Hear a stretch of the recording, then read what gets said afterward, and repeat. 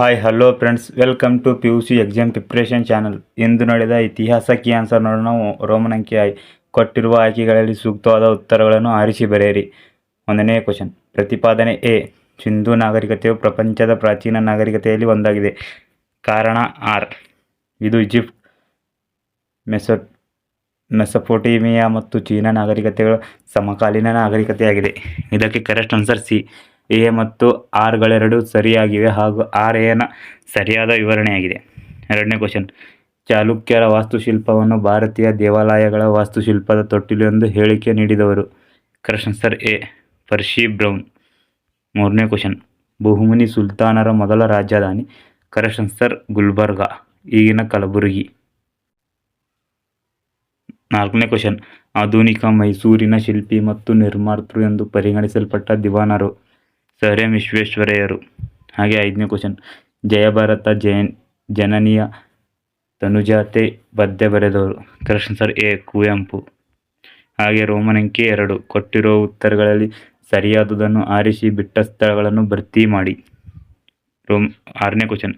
ಅಶ್ವಘೋಷ್ ರಚಿಸಿದ ಕೃತಿ ಡ್ಯಾಶ್. ಇದಕ್ಕೆ ಕರೆಕ್ಟ್ ಆನ್ಸರ್ ಬುದ್ಧ ಚರಿತ. ಹಾಗೆ 7ನೇ ಕ್ವಶನ್. ಡ್ಯಾಶ್ ಹೊಯ್ಸಳ ಮನೆತನದ ಸ್ಥಾಪಕ. ಇದಕ್ಕೆ ಕರೆಕ್ಟ್ ಆನ್ಸರ್ ಸ್ಥಳ. ಹಾಗೆ 8ನೇ ಕ್ವಶನ್. ವಿಜಯನಗರದ ಸಾಮ್ರಾಜ್ಯದ ಶ್ರೇಷ್ಠ ದೊರೆ ಅರಸ ಡ್ಯಾಶ್. ಇದಕ್ಕೆ ಕರೆಕ್ಟ್ ಆನ್ಸರ್ ಕೃಷ್ಣದೇವರಾಜ ಒಡೆಯ. 9ನೇ ಕ್ವಶನ್. ಡ್ಯಾಶ್ ಶಂಕರಾಚಾರ್ಯರ ಸಿದ್ಧಾಂತ. ಅಲ್ಲಿದೆ ನೋಡಿ, ಅದ್ವೈತ ಸಿದ್ಧಾಂತ. ಹಾಗೆ 10ನೇ ಕ್ವಶನ್. ಭಾರತದ ಸ್ವಾತಂತ್ರ್ಯ ಸಂಗ್ರಾಮದಲ್ಲಿ ಬ್ರಿಟಿಷ್ ಸರ್ಜೆಂಟನನ್ನು ಕೊಂದವರು ಡ್ಯಾಶ್. ಇದಕ್ಕೆ ಕರೆಕ್ಟ್ ಆನ್ಸರ್ ಏನಂದರೆ ಮಂಗಲ್ ಪಾಂಡೆ. ರೋಮನ್ ಅಂಕಿ 3. ಕೆಳಗಿನವುಗಳಲ್ಲಿ ಹೊಂದಿಸಿ ಬರೆಯಿರಿ. 11ನೇ question. John Marshall, B Chavundaraya, C Mohammad Gawan, D Basaveshwara, E Mirza Ismail. A John Marshall. ಇದಕ್ಕೆ ಕರೆಕ್ಟ್ ಆನ್ಸರ್ ಸಿಂಧೂ ನಾಗರಿಕತೆಯ ಸಂಶೋಧನೆ. ಹಾಗೆ ಚಾವುಂಡರಾಯ. ಇದಕ್ಕೆ ಕರೆಕ್ಟ್ ಆನ್ಸರ್ ಗೊಮ್ಮಟೇಶ್ವರ ವಿಗ್ರಹ. ಇದು 2 ಅಂಕದಲ್ಲೂ ಸಹ ಕೇಳೋ ಸಾಧ್ಯತೆ ಇದ್ದಿತ್ತು ಅಂತ ನಿಮ್ಗೆ ಹೇಳಿದ್ದೇನೆ. ಹಾಗೆ 5 ಅಂಕದಲ್ಲಿ ಸಹ ಇವು ಎಲ್ಲವೂ ಕೊಟ್ಟಿದೆ. ಇವು ನೋಡ್ಕೊಂಡಿರೋ ಅನಿಸುತ್ತೆ, ಎಲ್ಲರೂ ಬರೆದಿರ್ಬೋದು.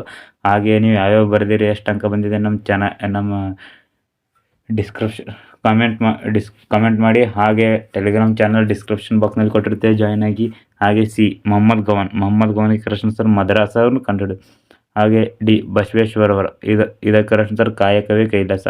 ಮಿರ್ಜಾ ಇಸ್ಮಾಯಿಲ್. ಇದಕ್ಕೆ ಕರೆಕ್ಟ್ ಆನ್ಸರ್ ಮಂಡ್ಯ ಸಕ್ಕರೆ ಕಾರ್ಖಾನೆ. ಹಾಗೆ ವಿ. ಈ ಕೆಳಗಿನ ಪ್ರಶ್ನೆಗಳಿಗೆ ಪ್ರತಿಯೊಂದಕ್ಕೂ ಒಂದು ಪದ ಅಥವಾ ಒಂದು ವಾಕ್ಯದಲ್ಲಿ ಉತ್ತರಿಸಿ. 12ನೇ ಕ್ವಶನ್. ಕನ್ನಡದ ಆದಿಕವಿ ಎಂದು ಯಾರನ್ನು ಕರೆಯುತ್ತದೆ? ಕನ್ನಡದ ಆದಿಕವಿ ಎಂದು ಪಂಪನನ್ನು ಕರೆಯುತ್ತಾರೆ. ಹಾಗೆ 13ನೇ ಕ್ವಶನ್. ಚಿತ್ರದುರ್ಗ ಕೋಟೆಯನ್ನು ರಕ್ಷಿಸಿದ ಮಹಿಳೆ ಹೆಸರಿಸಿ. ಇದು ಓಬವ್ವ. ಒನಕೆ ಓಬವ್ವ ಅಂತ ಎಲ್ಲರೂ ಗೊತ್ತಿದೆ, ಎಲ್ಲರೂ ಬರೆದಿರಬಹುದು. ಈ ಸರಿ ಈಸಿಯಾಗಿ ಕ್ವಶನ್ ಪೇಪರ್ ಕೇಳಿದ್ದಾರೆ. ಹಾಗೆ 14ನೇ ಕ್ವಶನ್. ಕಬೀರರು ರಚಿಸಿದ ಭಕ್ತಿಗೀತೆಗಳು ಯಾವ ಪ್ರಕಾರದಲ್ಲಿದೆ? ದೋಹೆಗಳ ಪ್ರಕಾರದಲ್ಲಿರುತ್ತೆ. 15ನೇ ಕ್ವಶನ್. ಭಾರತಕ್ಕೆ ಹೊಸ ಜಲಮಾರ್ಗವನ್ನು ಕಂಡುಹಿಡಿದವರು ಯಾರು? ವಾಸ್ಕೋ ಡಿ ಗಾಮಾ ಅಂತ ಎಲ್ಲರಿಗೂ ಗೊತ್ತಿದೆ. ಹಾಗೆ 16ನೇ ಕ್ವಶನ್. ಸೋರಿಕೆ ಸಿದ್ಧಾಂತವನ್ನು ಪ್ರತಿಪಾದಿಸಿದವರು ಯಾರು? ದಾದಾಬಾಯಿ ನವರೋಜಿ ಅಂತ ಸಹ ನಿಮ್ಗೆ ಗೊತ್ತಿದೆ ಅಂತ ತಿಳ್ಕೊಂಡೆ. ಈ ಸರಿ ಆಲ್ಮೋಸ್ಟ್ ಈಸಿಯಾಗಿ ಕೇಳಿದ್ದಾರೆ. ಹಾಗೆ 2 ಅಂಕ ನೋಡೋಣ. ರೋಮನ್ ಅಂಕಿ 5. ಕೆಳಗಿನ ಯಾವುದಾದರೂ 8 ಪ್ರಶ್ನೆಗಳಿಗೆ ಪ್ರತಿಯೊಂದಕ್ಕೂ 2 ಪದ ಅಥವಾ 2 ವಾಕ್ಯದಲ್ಲಿ ಉತ್ತರಿಸಿರಿ. 17ನೇ ಕ್ವಶನ್. ಭಾರತದ 2 ಇತರೆ ಹೆಸರುಗಳನ್ನು ತಿಳಿಸಿ. ಯಾವುದಾದರೂ 2 ಅಂದರೆ ಜಂಬೂ ದ್ವೀಪ, ಹಿಂದೂಸ್ತಾನ್, ಇಂಡಿಯಾ. ಯಾವುದಾದರೂ 2 ಇದು ಸಹ ಕೊಟ್ಟಿದ್ದೇವೆ. ಹಾಗೆ 18ನೇ ಕ್ವಶನ್. ಕವಿರಾಜ ಮಾರ್ಗದ ಪ್ರಕಾರ ಕರ್ನಾಟಕದ ಮೇರೆ ಎಲ್ಲಿದೆ, ಎಲ್ಲಿಯವರೆಗೆ ಹಬ್ಬಿತು? ಇದು ಸಹ ಕೊಟ್ಟಿದೆ. ಹಾಗೆ 19ನೇ ಕ್ವಶನ್. ನಿಯೋಲಿಥಿಕ್ ಪದದ ಅರ್ಥ ಏನು? ಹೊಸ ಶಿಲಾಯುಗ ಎಂದರ್ಥ. ನಿಯೋ ಅಂದರೆ ಹೊಸ, ಲಿಥಿಕ್ ಅಂದರೆ ಶಿಲಾಯುಗ. ಸಿಂಧೂ ನಾಗರಿಕತೆಯ ಯಾವುದಾದರೂ 2 ನಗರಗಳನ್ನು ತಿಳಿಸಿ. ಮೊಹೆಂಜೊದಾರೋ ಅಥವಾ ಹರಪ್ಪ. ಯಾವುದಾದರೂ 2. ಹಾಗೆ ಯಾವುದಾದರೂ 2 ವೇದಗಳನ್ನು ಹೆಸರಿಸಿ. ಋಗ್ವೇದ, ಯಜುರ್ವೇದ, ಸಮವೇದ. ಯಾವುದಾದರೂ 2. ಇವೆಲ್ಲವೂ ಕೊಟ್ಟಿದ್ದೇವೆ, ಎಲ್ಲವೂ ಬರೆದಿರಬಹುದು ಅಂತ ತಿಳ್ಕೊಂಡಿದ್ದೇವೆ. ಹಾಗೆ ಇವೆಲ್ಲದಕ್ಕೂ 2 ಅಂಕ ಮತ್ತು 5 ಅಂಕ, 6 ಅಂಕ, 5 ಅಂಕ, 10 ಅಂಕ ಎಲ್ಲದಕ್ಕೂ ನಮ್ಮ ಟೆಲಿಗ್ರಾಮ್ ಚಾನಲ್ ಡಿಸ್ಕ್ರಿಪ್ಷನ್ ಬಾಕ್ಸ್ನಲ್ಲಿದೆ. ನಮ್ಮ ಟೆಲಿಗ್ರಾಮ್ ಚಾನಲ್ನಲ್ಲಿ ಇರುತ್ತದೆ. ಎಲ್ಲವೂ ನೋಡ್ಕೊಳ್ಳಿ.